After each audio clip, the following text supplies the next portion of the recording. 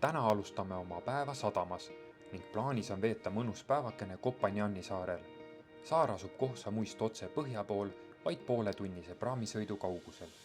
Kuigi Kopanjan on umbes 168 ruutkilomeetri suurune ja pakub lisaks kauneid randu, džunglimatku ja vaikseid lahtesid, on ta üle maailma kuulus eelkõige full moon partide poolest. Iga täiskuu ajal koguneb Haadriini rannas tuhandeid inimesi, kes tantsivad muusikasaatel kuni Koiduni. Kahjuks meie seekordsel päevasel visiidil seda legendaarset pidu kogeda ei õnnestunud, sest järgmine täiskuu oli alles paari nädala pärast.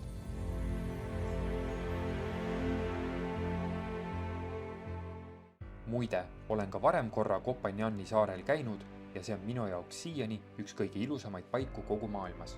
Kopanjanil on kohe mingi täiesti teistsugune vibe sees, seda ütlevad peaaegu kõik, kes seal saarel on käinud.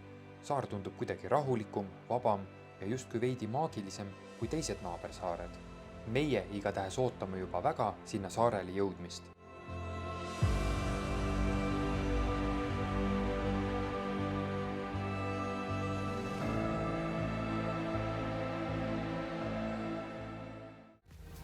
Laevasõit oli lühike, kõigest pool tundi. Päike oli kõrgel taevas ja meri rahulik. Ühesõnaga, elu on ilus.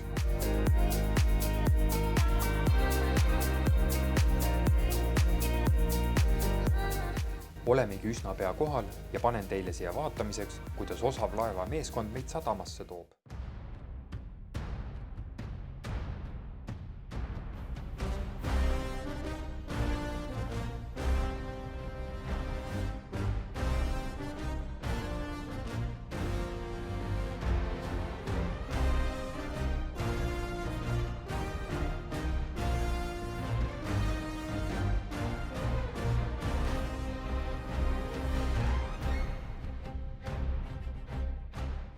Ja nii see käib.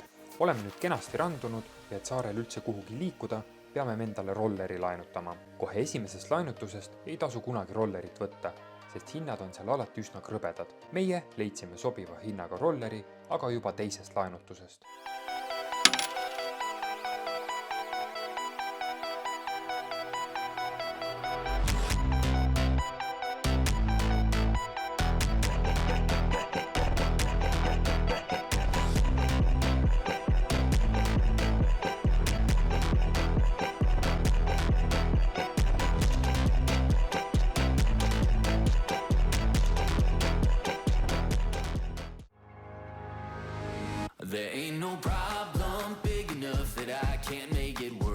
Väikene proovisõit rolleriga tehtud, asusimegi teele.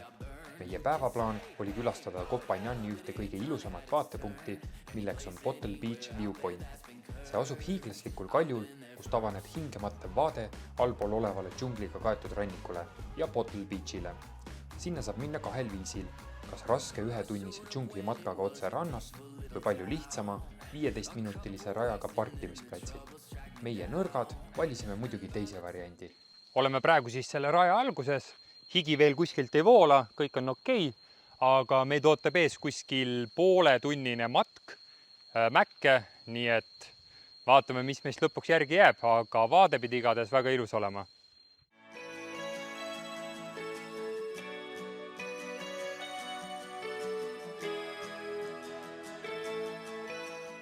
Matk kalju otsa oli minu arvates täitsa põnev, ei midagi konti murdvat. Vaatepunkt ise asub umbes 200 meetri kõrgusel merepinnast hiiglaslikul kaljul. Tipus on kitsas kaljurah ilma igasuguste piirete ja turvataradeta, nii et vaade on küll hingematev, aga kõrguse kartjatele sinna asja ei ole.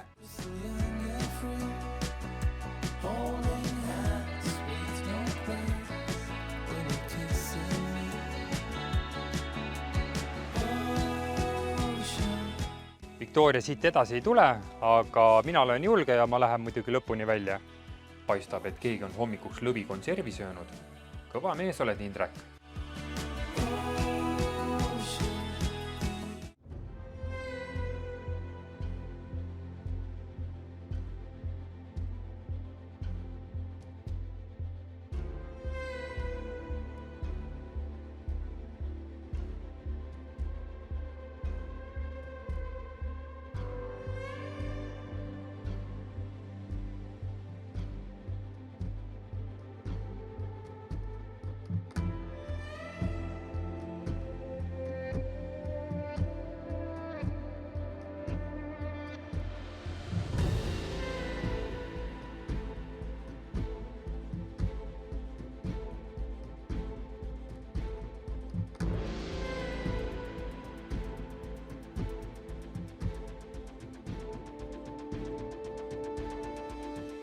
Vaade oli küll lihtsalt suurepärane, aga ma arvan jah, et sina oleksid seal hirmu tundnud.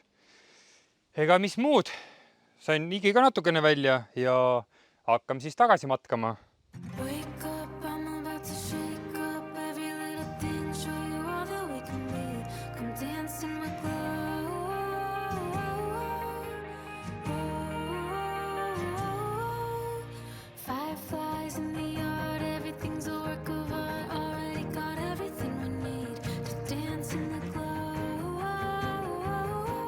Ja siin meie ustav roller juba ootabki meid, mis muud kui kiivrid pähe ja peaks kuskilt midagi süüa otsima.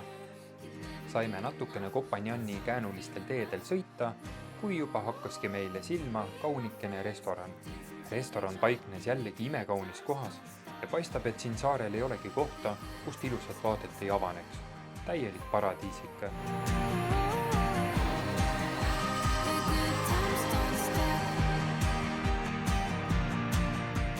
Nägid kõik toidud väga hõrgutavad välja, kuid üllatus, toidumaitse ei olnud seekord midagi erilist.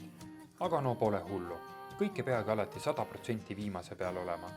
Vähemalt päike paistab ja ilm on soe ja see tähendab, et siin pole midagi viriseda.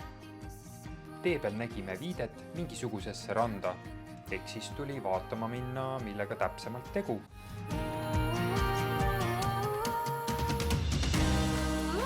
Tong Nai Ban on tuntud oma rahuliku õhkkonna, valge liiva ja džungliga kaetud mägede taustaga.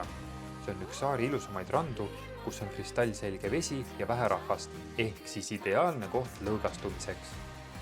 Enne kui Kopanjanile kriipsu alla tõmbame, on tarvis rollerlaenutusse tagasi viia, kiire põiepaus teha ja olemegi valmis sõitma tagasi oma kodusaarele Koh Samuile.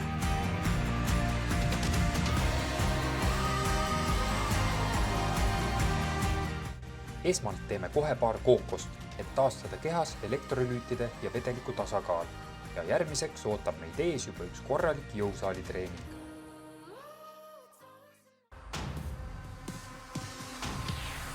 They watch as I fall on my face. Yeah, they thinking that's all that it takes. Yeah, they going, he's out of the race. Yeah, they counting me out, but wait.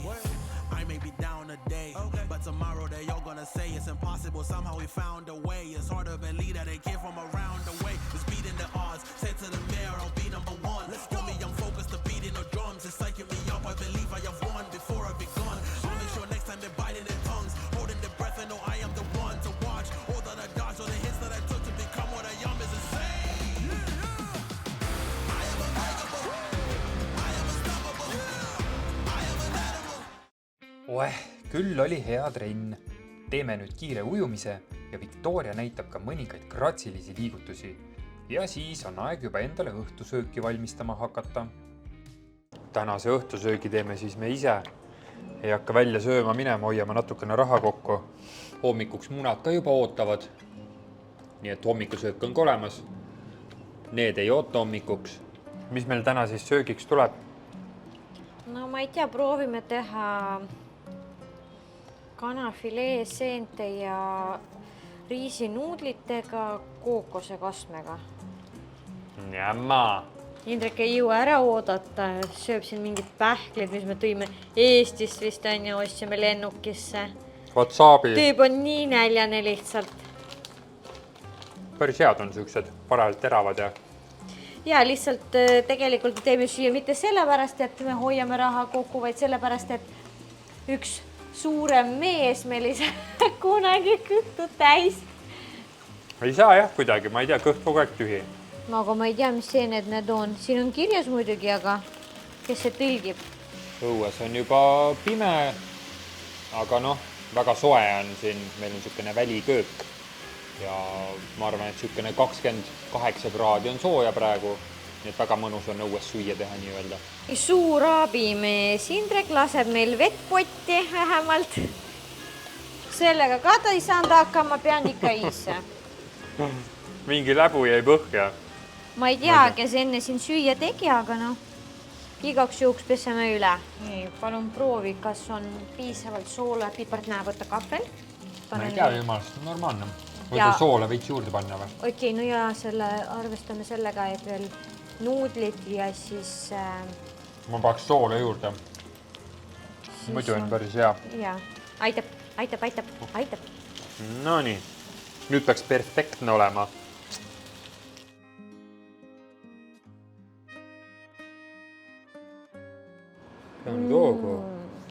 Kui hea.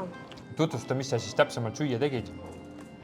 Riisinuudlid, kanafilee, seened ja muna. Kookosekreem ka. Ja kõrvale siis arbuus ja passion fruit on ja. Jah. Päeva lõpetab Victoria ühe mõnusa jalamassaažiga.